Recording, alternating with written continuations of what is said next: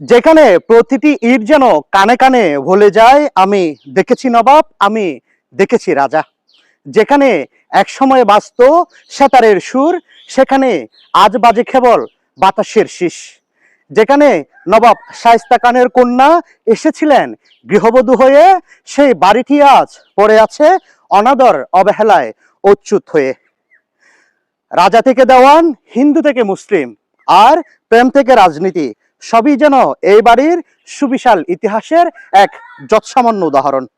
বলছি চট্টগ্রামের কর্ণফুলী উপজেলায় 250 বছর ধরে দাঁড়িয়ে থাকা মনোহর আলী জমিদারের সেই ঐতিহ্যবাহী জমিদার বাড়ির কথা, যেটি স্থানীয়ভাবে বড় উঠান মিয়াবাড়ি নামে পরিচিত। চলুন আজ ঘুরে দেখি সেই জমিদার বাড়ির বর্তমান অবস্থা এবং জেনে নি মনোহর আলী জমিদারের সেই বীরত্বগাথা ইতিহাস। বন্দরনগরী চট্টগ্রাম থেকে শাহ আমানত সেতু পার হয়ে 15 কিলোমিটার গেলেই কর্ণফুলী উপজেলার বড়উটান ইউনিয়নের মিয়ার হাট। এখানে কালের সাক্ষী হয়ে দাঁড়িয়ে আছে 200 বছরেরও বেশি ইতিহাস ঐতিহ্যে ঘেরা এক সময়ের রাজকীয় এই জমিদার বাড়ি, যা স্থানীয়দের কাছে মিয়াবাড়ি বা দেয়াং পাহাড়ের জমিদার বাড়ি নামে বেশ পরিচিত। শতাব্দী প্রাচীন বড় উঠানের এই জমিদার বাড়ি প্রতিষ্ঠা করেছিলেন বাংলার সুবেদার শায়েস্তা খাঁয়ের একনিষ্ঠ সহচর ও সেনাধ্যক্ষ রাজা শ্যাম রায়। পরে রাজা শ্যাম রায় ইসলাম ধর্ম গ্রহণ করে দেওয়ান মনোহর আলী খান নাম ধারণ করেন। সে থেকে পাল্টে যায় এই বাড়ির পরিচয়, পরিচিতি পায় মনোহর আলী খান জমিদার বাড়ি হিসেবে। 1663 সালের কথা। তখন এই এলাকায় মুঘল বাহিনীকে যেন কোনো মতেই বসে আনা যাচ্ছিল না, তাই শায়েস্তা খাঁ এখানে এসেছিলেন শত্রুদের শায়েস্তা করতে। তখন শায়েস্তা খানের সেনাপতি ছিলেন তারই ছেলে বুজুর্গ উমেদ খান, আর এই উমেদ খানের সহযোগী সেনাধ্যক্ষ ছিলেন রাজা শ্যাম রায়। নবাব শায়েস্তা খাঁ একদিন রাজার ক্ষমতা পরীক্ষা করার জন্য বুদ্ধি আটেন। শায়েস্তা খাঁ বলেন, এক রাতের মধ্যে শ্যাম রায় যদি নবাব বাড়ির সামনে একটি দিঘিকরণ করে তাতে প্রস্ফুটিত পদ্ম দেখাতে পারেন, তবে তিনি বেশ আনন্দিত হবেন। সকালে নবাব দেখেন সত্যি সত্যি তার বাসস্থানের সামনে এক বিস্তীর্ণ দিঘিতে প্রস্ফুটিত পদ্ম ফুল, যা কমলদহ দিঘি নামে পরিচিতি লাভ করে। এদিকে রাজা শ্যাম রায় ইসলাম ধর্ম গ্রহণ করলেও তার পরিবারের আর কোনো সদস্য সধর্ম ত্যাগ করেননি। সাংবাদিক জামাল উদ্দিনের লেখা দেয়াং পরগনার ইতিহাস বই থেকে জানা যায়, ইসলাম ধর্ম গ্রহণের পর মুসলিম নারীকে বিয়ে করে নতুন জীবন শুরু করার ইচ্ছে প্রকাশ করেন রাজা শ্যাম রায়।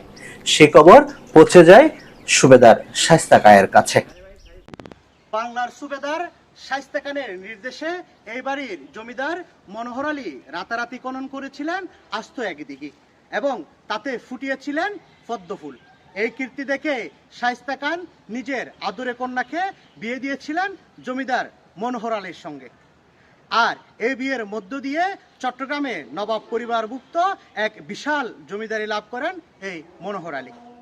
আর পুরানা ঐতিহ্য মিয়া বাড়ির বহুত পুরানা স্মৃতি হিসেবে আমরা বহুত পুরানা একখান স্মৃতি ইয়ে হিসেবে আমরা সরকার নির্মাণ করলে আমরা একটা খুশি হই। আমরা বেগুনের স্থান বেগুন আয় দিয়ে নিয়ে চলে গেলে মেয়ের বাড়ি। সামরিক জমিদার মনোহর আলী খানের 16তম বংশধর সাজ্জাদ আলী খান মিটু জানান, 1665 সাল থেকে এই পরিবারের জমিদারি শুরু হয়। পাকিস্তান আমলে জমিদারি প্রথা বন্ধ হয়ে যাওয়ার পর তাদের জমিদারির অবসান ঘটে। মুঘল আমল থেকে ব্রিটিশ শাসন আমলের শেষ সময়কাল পর্যন্ত তাদের জমিদারির এই পরিধি চট্টগ্রাম ছেড়ে হাতিয়া ও নোয়াখালী পর্যন্ত বিস্তৃতি লাভ করে। চট্টগ্রামের অধিকাংশ ছোট ছোট জমিদার ছিল এই জমিদার পরিবারের তালুকি জমিদার। তারা নিজ নিজ এলাকার ভূমির খাজনা তুলে দিতেন দেওয়ান মনোহর আলী খান জমিদারের হাতে। বড় ঐতিহ্যবাহী বহুত পুরানা বাড়ি, মেয়ের কালা ধরেন পুরানা বহুত পুরন বাড়ি, প্রায় 400-300 বছর আগর বাড়ি। এখন প্রায় 16-17 ফুট চলে তার মহারাল এখন হলো গিয়া তুন শুরু। তো এখন এবার তো এখন বর্তমান আর জীবে সাজাতান মিঠু মামা আছে তো এখন আর পুরা মানে এখন অভিভাবক বর্তমান বড়। বর্তমানে এই জমিদার বাড়িটিকে দেখলে যে কেউ বলবে এটি একটি ভুতুড়ে বাড়ি, অথচ দেয়াং পাহাড়ের বিশেষ ইটসুরকির গাঁথুনিতে দ্বিতল বিশিষ্ট এই বাড়িতে ছিল 6টি কক্ষ। এছাড়াও জমিদার বাড়ির প্রবেশ পথে ছিল একটি কাছারি ঘর। কাছারি ঘরে বাইরের মেহমানরা এসে আতিথ্যতা গ্রহণ করতেন। সেখানে বিচার আচার ও খাজনা আদায় করা হতো। মাটি দিয়ে তৈরি এই কাচারিঘরটির বিভিন্ন অংশ ক্ষয়ে যেতে যেতে বছর কয়েক আগে তা একেবারে নিশ্চিহ্ন হয়ে গেছে। এছাড়া বাড়ির এক পাশে ছিল দানের বিশাল গোলা, অপর পাশে ছিল বিনোদনের স্থান জলসাগর, যেখানে সাংস্কৃতিক অনুষ্ঠানের আয়োজন করা হতো। প্রতি বছর খাজনা গ্রহণের পর এলাকাভুক্ত ছোট ছোট জমিদার প্রজাদের মেলা বসতো এই জমিদার বাড়িতে। তখন উপমহাদেশের অনেক বিখ্যাত শিল্পী এই বাড়িতে এসে গান করতেন।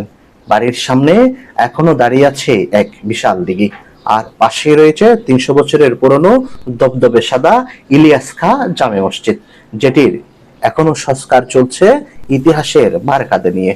এই ইলিয়াস খান ছিলেন এই জমিদার বাড়ির অধস্তন নবম পুরুষ। তবে জমিদার বংশধররা 60-এর দশক থেকে এই ভবনটিতে আর বসবাস করছেন না। এই জমিদার পরিবারটিকে বলা হয় চট্টগ্রামের দ্বিতীয় বৃহত্তর জমিদার পরিবার।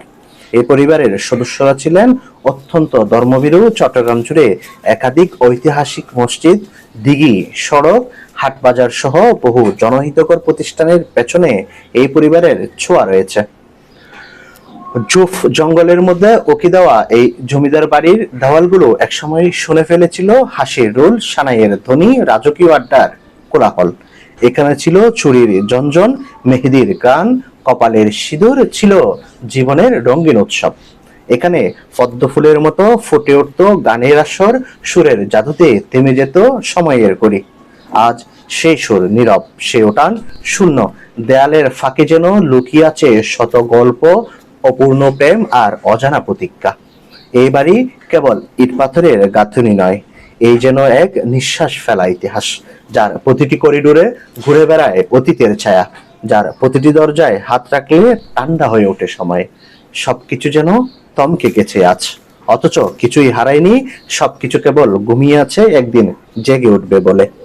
স্থানীয় সচেতন মানুষজন বলছেন, এই জমিদার বাড়ির বিভিন্ন স্থাপনা অযত্ন ও অবহেলার কারণে একের পর এক ধ্বংস হতে যাচ্ছে। সরকার এই ইতিহাস সমৃদ্ধ বাড়িটি সংরক্ষণের ব্যবস্থা নিলে পর্যটকরা এখানে এসে এর মধ্যে অনেক কান স্মৃতি আর আগামী তো খুব সুন্দর আছিল অনর অতীতের মধ্যে, আগামীর মধ্যেও যাতে এই স্মৃতি বন্ধন গান যাতে আর এলাকার মধ্যে তাহে আর মিডিয়া কর্তৃপক্ষের কাছে আবেদন করি, যাতে এই স্মৃতি গান যাতে আর পরে যাতে জেনারেশন যারা আইব ইতারা যাতে এগিন যাতে শৈশবের স্মৃতি এগিন দেখি, তারা যাতে আর জমিদার হতে মনে লাগতারে ঐতিহ্যবাহী জমিদার বংশর আর সাজ্জাদ আলী খান মিঠু চাচা বাঁচি আছে। এখন বর্তমানে আর এলাকার যথেষ্ট পরিমাণ অভিভাবক হইলে চলে, কিন্তু তারার অতীতের মধ্যে যারা পূর্বপুরুষ আছিল তারাও অনেক আর এলাকার মধ্যে নামি একজন মহোদয় নামি দামি মানুষ, এবং এলাকার অক্ত এলাকার মধ্যে তারার একখানে স্মৃতি হিসেবে অনেক কিছু আছে। অনেক কিছুর মধ্যে তারার আর জমিদার বাড়ি, এই জমিদার বাড়ির স্মৃতি কেন আর অতীতের মধ্যে ছিল, বর্তমানের মধ্যে যাতে আর স্মৃতির মাধ্যমে স্মৃতির পাতার মধ্যে তাহে এই যাতে স্মৃতির পাতার মধ্যে তাহে আর কর্তৃপক্ষের কাছে অনুরোধ করে। এগর হয়তো আর কখনো আগের মতো প্রাণ ফিরে পাবে না, তবু ইতিহাস বলে যারা চলে যায় তারা সবসময় হারিয়ে যায় না, তাদের গল্প এভাবে থেকে যায়। আর সে গল্প বলার দায়িত্ব আমাদের সবার। প্রিয় দর্শক, আজকের এই গল্প শুনে যদি আপনি একটু থমকে যান, তাহলে নিশ্চিত জেনে রাখুন এই গল্প ইতিহাসে কান পেতে থাকা আরো অনেক মানুষের কাছে আজও পৌঁছেনি। তাদের হৃদয়ে এই বাড়ির প্রতিটি জানালা খুলে দিন, শেয়ার করে ছড়িয়ে দিন সবার মাঝে। তখন হয়তো পুরনো এক সময় আবার নতুন করে শ্বাস নিতে শুরু করবে। কারণ ইতিহাস স্মৃতি যতই ছড়িয়ে পড়ে ততই জীবন্ত হয়ে ওঠে।